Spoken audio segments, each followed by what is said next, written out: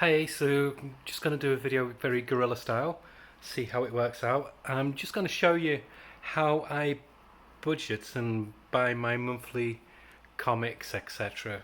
So I don't end up spending more than I need to.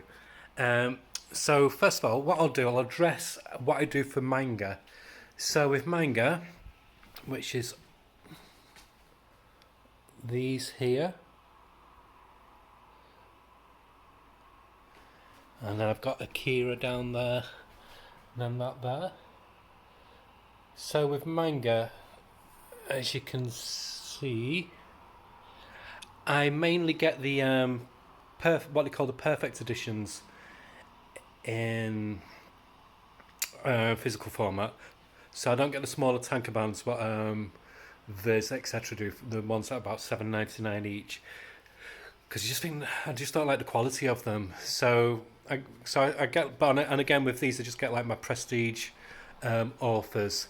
So Hayao Miyazaki, um, Katsuhiro Otomo, Rumiko Takahashi, and Tayo Matsumoto, and Death Note's of course got the all-in-one edition, and then of course Junji Ito I get in the really nice hardbacks.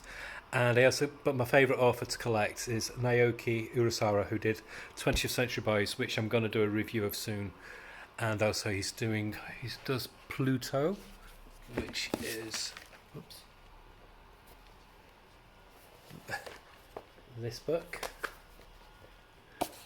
which is being made into a TV series, an anime for Netflix, which is coming out in November, I think. So that's the main way I get. But for the tanker bands, what I do for like the smaller editions, let me just show you.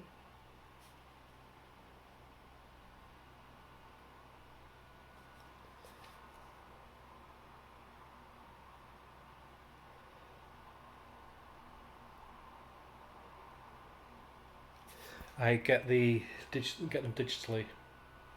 So as you can see, well, as you could see, until I balls it up.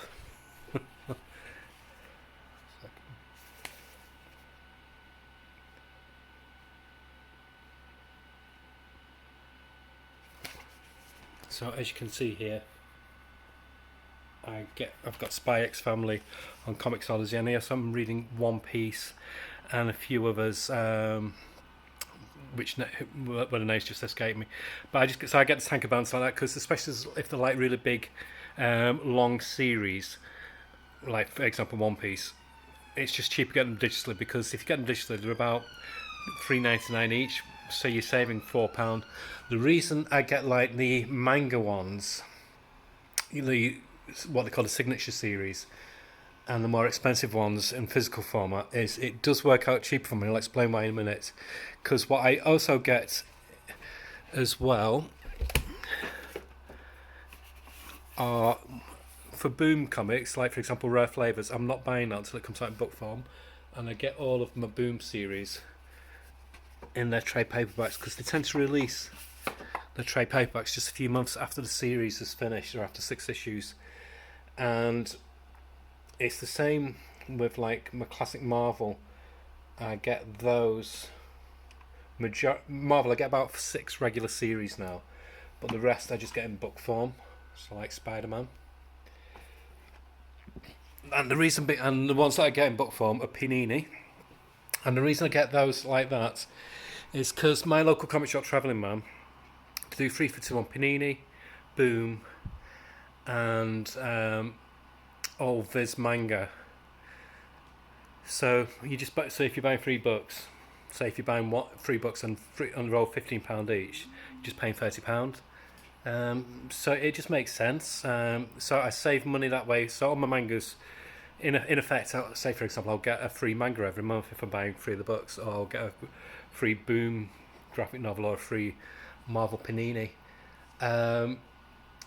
So that's what I do for Boom. I don't get the comics at all now. I just get the collected editions. For AWA Upshot, as you can see, I get the collected editions, but I have been getting them in comic. I do get them in comics format as well, which are all down here in my comic boxes. But I might be stopping getting the comics and just getting the trade paperbacks because again they're really bring them out really quickly and they're really reasonably priced as well. So I think going forward, once I finish with some of the series I'm collecting, I will just go collected edition for them. Dark Horse comics, I get on Comixology. If you leave it for a month, they go down to £1.27 to £1 or £1.59. So they're not 2/3 off the price for the comic.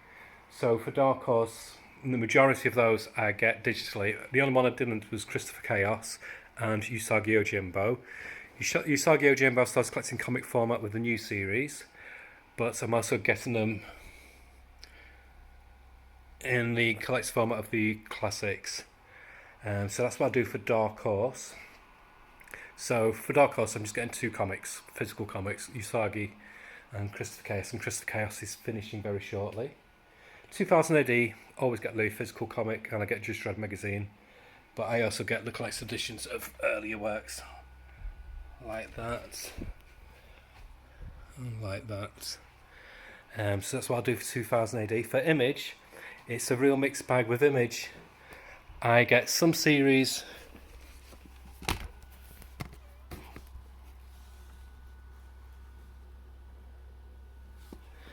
in collected edition, trade paperback, and then there's some authors like Daniel Warren Johnson, Jeff Lemire, and a few select others that I will get in physical comic format. So any Jeff Lemire stuff, you'll see me reviewing them, but the rest of Image I get digitally because again, if you leave it just for 1 month, they go down to £1.27. So, and I don't mind reading digitally. I enjoy it because I used to. That was just how I used to read comics for about 3 years when I first got when my marriage broke up, just for financial and space reasons. Yeah, so Image, I'd say it's 70% digitally, 30% physical, and then for Marvel, like I said, at present I get it's a real bit of a mixed bag, but not so much with Marvel. With their comics, they release them in collected editions after 6 months, and again with digital, they go down to £1.27, I think. So that's from normally if you pay. This is UK money, so if normally for a UK Marvel comic, it costs £4.25 now because it's gone up to $4.95, $4.99. So, but that's if you want to wait 6 months. So with Marvel, there's some I really am enjoying at the moment. So I get 6 or 7 regular Marvel comics in floppy. I get a few, like I said, in collected editions, but that's the Panini version because the paper quality is so much better. I might do a video just showing the difference between American Marvel graphic novels and Panini's version of the graphic novels. The leaps and bounds ahead in quality and cost. So yeah, for some Marvel, I get about 6 or 7 regular ones. So just get one where I wait 6 months, which is She-Hulk, and I'm going to get the Hulk just in digital from now on. So again, I'm just waiting 6 months, then I'll get it because I've got all my other Hulk comics digitally. So it just makes sense. So that's the OCD part of me. And then finally, then for Dynamite, I'm just taking it off my head. I get Red Sonja in physical format, so I'll get Savage Red Sonja in physical format.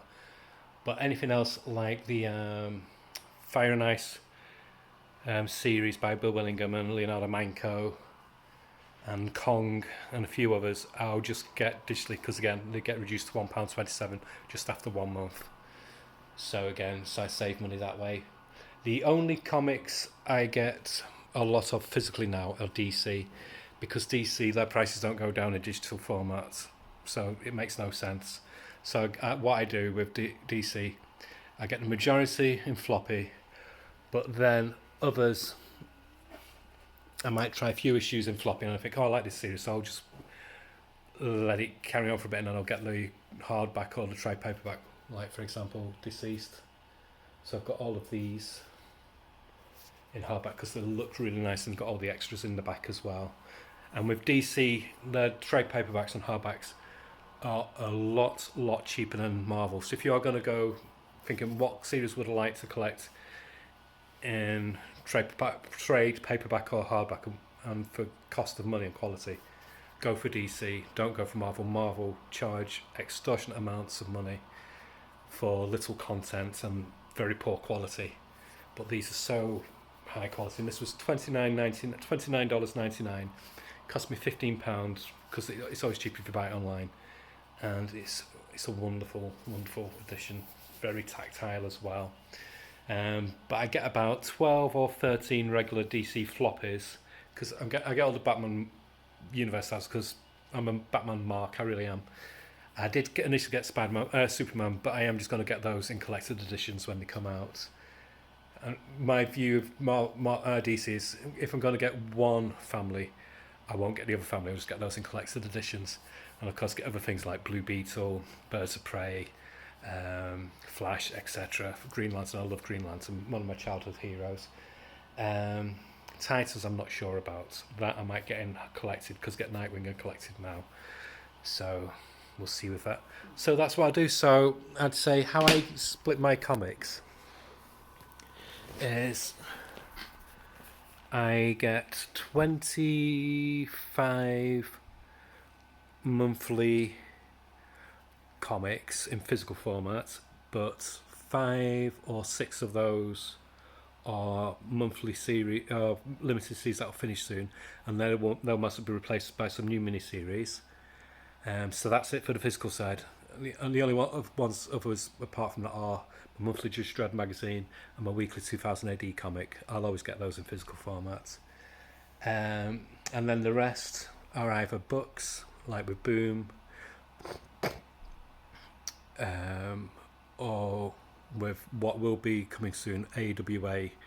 It just makes sense going forward to go back to just getting those in collected edition.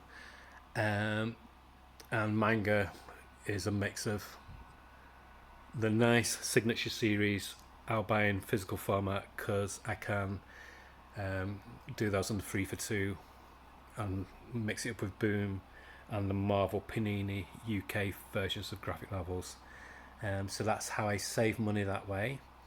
And like I said, for Image, it's 70% digital and about 30% physical format, where I get about 5 regular physical floppy comics, and I get some in trade paperback collections as well.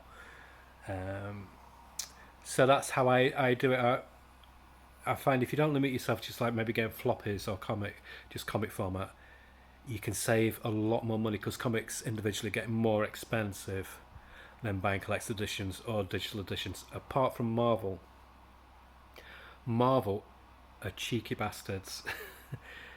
For example, their Sins of Sinister, which was a series of 5 comics, I think it was, which were $5.99 each. Or it could have been 6 comics, $5.99 each. They've released it in a hardback, not even 300 pages, and they're charging $75 for the hardback. So work out the maths on that. Whereas at the same time, DC did Batman Under the Red Hood Deluxe Edition, so it's a big size book that had 500 pages in, and it was $25 cheaper. So with Marvel, I would say for that it makes more sense just to maybe concentrate on either, if you're in the States, getting just the floppies or the digital format, or maybe invest in the omnibuses, even though they're horrible to read. They work out cheaper in the long run than the trade paperbacks on the smaller size collected editions because they charge far too much for those. But DC avoid digital format unless you're getting like the digital app where, but you're not really owning the comics then. That's more like Netflix, where once you stop using it, you don't own it anymore. But if you want to own it, I'd say with DC, I'd stick with physical and with the collected editions, because the collected editions are really good value and very high quality. So that's it, a bit rambly very unprepared, but I just thought I'll do it now. Okay, so bye. Bye.